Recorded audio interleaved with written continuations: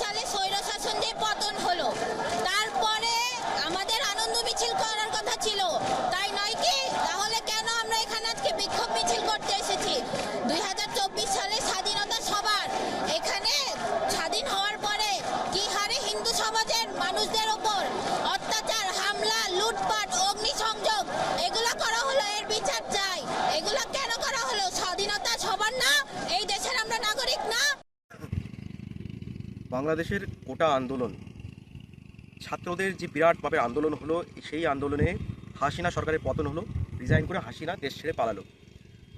তো এটা বাংলাদেশের ছাত্রদের কিন্তু একটা বিরাট একটা মুভমেন্ট, এবং তারা সাকসেস সেটা করে দেখিয়েছে। সারা পৃথিবী কিন্তু তাদেরকে এক কথায় কুর্নিশ জানাচ্ছে, তাতে কোনো সন্দেহ নেই। কিন্তু হাসিনার রিজাইন করার পরে, দেশ ছেড়ে পালানোর পরে বাংলাদেশে যে অরাজকতা শুরু হয়েছে, বিশেষ করে বলবো যে হিন্দু যে সমাজের ক্ষেত্রে এবং যে আদার্স যে সেখানে মাইনরিটিগুলো আছে তাদের ক্ষেত্রে, তাহলে সেই ক্ষেত্রে একটা জিনিসই বলার, সেই জিনিসটা হচ্ছে যে এই ক্ষেত্রে এই যে হিন্দুদের উপর অত্যাচার হচ্ছে বা মাইনরিটিদের উপর যে অত্যাচার হচ্ছে, সেটা কি এই বাংলাদেশি স্টুডেন্টরাই করছে? বার্তাটা কিন্তু এরকমই কিন্তু সমাজে কিন্তু যাচ্ছে, হিন্দুদের উপরে অত্যাচার করছে, সেই সমস্ত ভিডিওগুলো কিন্তু হোয়াটসঅ্যাপে প্রচুর আসছে। বাংলাদেশে কিন্তু প্রায় 2 কোটি হিন্দু বসবাস। কাঁটাতারের ওপারে হাজার হাজার মানুষ, জলপাইগুড়ি থেকে শুরু করে যে কাঁটাতারের ওপারে যে বর্ডার আছে, সেই বর্ডারে কিন্তু প্রচুর মানুষের জমায়েত, তাদের আকুতি, তারা চলে আসতে চাইছে এই দেশে। বাংলাদেশে তো এখন মিডিয়া হাউস বেশিরভাগ টিভি চ্যানেলের ক্ষেত্রেই বন্ধ, মিডিয়া হাউসগুলো ঠিকঠাক করে বেরোতে পারছে না। ওখানে যেভাবে বিভিন্ন জঙ্গি হামলা হচ্ছে, তো সেই ক্ষেত্রে কতটা বাংলাদেশের বাস্তব চিত্র আমাদের সামনে আসছে সেটা বলাই বাহুল্য। হোয়াটসঅ্যাপের মাধ্যমে বিভিন্ন জায়গায় যে অত্যাচারী চিত্রগুলো আসছে, সেটা আমার মনে হয় যে খুবই কম। যদি ঠিকঠাক করে মিডিয়া সেখানে যেত বা সেখানে পৌঁছতে পারতো, তাহলে এই চিত্রটা হয়তো অনেকটা বেড়ে যেত।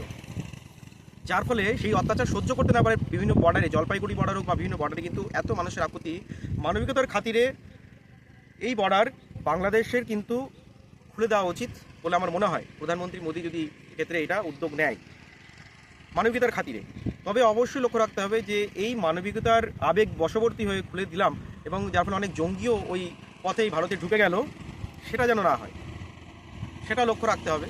ভারত সরকার উচিত যে হিন্দুদের সেখানে যারা আছে তাদের সেভ করা এবং একটা টেম্পোরারি শেল্টার দিয়ে ভারতে রাখা, টেম্পোরারি শেল্টার বর্ডারের এই সাইডে দিয়ে যদি ভারতে রাখে, তাহলে এর ফলে সেটা কিন্তু ভারতের পক্ষে আখেরে ভালো হবে।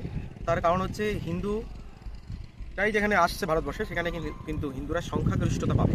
যে সমস্ত বর্ডারগুলো, যে সমস্ত হিন্দুরা আছে যারা ওই দেশে, যাদের আর্তনাদ আমরা দেখতে পাচ্ছি বিভিন্ন হোয়াটসঅ্যাপ ভিডিওর মাধ্যমে যেটা আসছে, সেখানে অত্যাচার হচ্ছে, এটা নিয়ে কিন্তু কোনো রকমের ডিবেট নেই। কারণ বিভিন্ন জায়গা থেকে যে সমস্ত তথ্য আসছে সেটা বিভিন্ন জায়গার, তো সেই ক্ষেত্রে সেখানে হিন্দুদের উপর অত্যাচার হচ্ছে, তো সেটা নিয়ে কোনো ডিবেট নেই। তাই সেখানকার মানুষদের যাতে, যারা আসতে চাইছে দেশে, শেল্টার দেওয়ার একটা ব্যবস্থা করা হোক, সেটা মোদী সরকার দেখুক।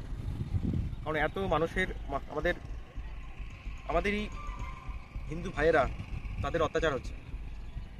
অথবা সেখানকার গভর্নমেন্টের সঙ্গে কথা বলুক। যদিও মোদী একটি মেসেজ দিয়েছে আজকে যে হিন্দুদের দেখা, যে অন্তর্বর্তীকালীন সরকারের যে প্রধান আছে মোহাম্মদ ইউনূসকে একটি শুভেচ্ছা বার্তা পাঠাতে গিয়ে মোদী সরকার বার্তা দিয়েছে যে হিন্দুদেরকে সেভ করা হোক, ওখানে যেভাবে হিন্দুদের উপর অত্যাচার হচ্ছে সেই জিনিসগুলো দেখা হোক।